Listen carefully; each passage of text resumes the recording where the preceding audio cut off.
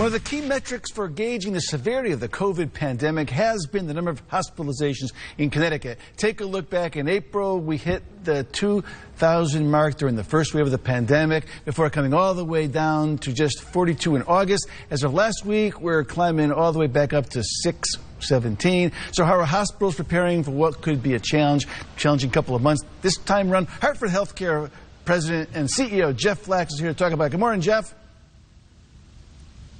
Good morning. Good morning, Tom. Hey, Jeff, the MIT model, which you know extremely well, has been extremely accurate for Connecticut so far. Spring saw a peak just under 200,000 COVID hospitalizations. MIT is now predicting December 17th and 18th peak of over 3,000. So what did you guys learn from the spring hospitalization spike that has prepared you for what's coming, and what's going to be different this time around, Jeff? Well, Tom, first of all, to your point, we use these models as guidelines.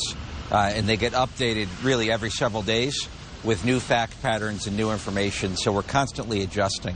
But we learned a tremendous amount in terms of there's new treatment regimens in place to care for our patients, new medications that are being used, there's new mechanisms with high-flow oxygen, less patients being treated on ventilators in critical care, more mechanisms to use our home care services and our primary care services in the community. So, we've learned a lot since the spring, and our capacity to care for people more safely is certainly better today than it was then. There's been enormous learnings. So, Jeff, I know the governor noted that he's less concerned about hospital capacity and more concerned about the availability of sufficient medical personnel. And without the ability to recruit personnel from out of state because they're involved in their own pandemics, are you concerned that staffing could become an issue going forward? It's something we have to pay extraordinarily close attention to. I mean, the work our staff does every day during this pandemic is really incredibly inspiring to see, Tom. And, our team continues to come in every single day across all of our facilities across the state and do whatever is necessary for this community. So our precautions we have in place around hand hygiene, wearing a mask, proper social distancing, travel restrictions are absolutely critical now more than ever.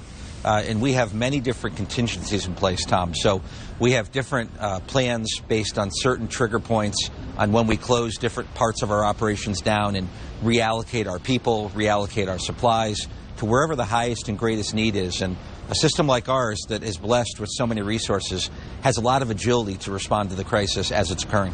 And Jeff, finally, Sacred Heart University poll last week found more than half of the respondents, 53%, reported having medical appointments being telehealth in the past 6 months. Almost all of them conducted them appointments from their home. But get this, Jeff, 7% of pollsters said they did their appointments from their car.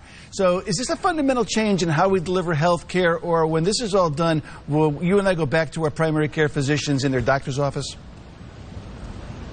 Tom, I've said this throughout this crisis. So many people in our communities, rightfully and appropriately, are yearning to go back to normal and say, when are things going to go back to normal? And healthcare, I firmly believe we should never go back to normal. We will be better than normal.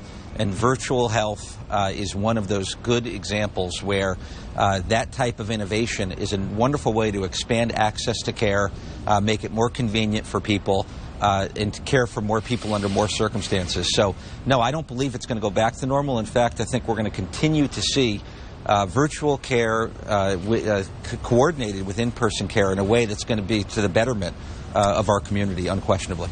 Hartford HealthCare CEO Jeff Flax, our pal. Jeff, stay safe. Thanks for joining us this morning.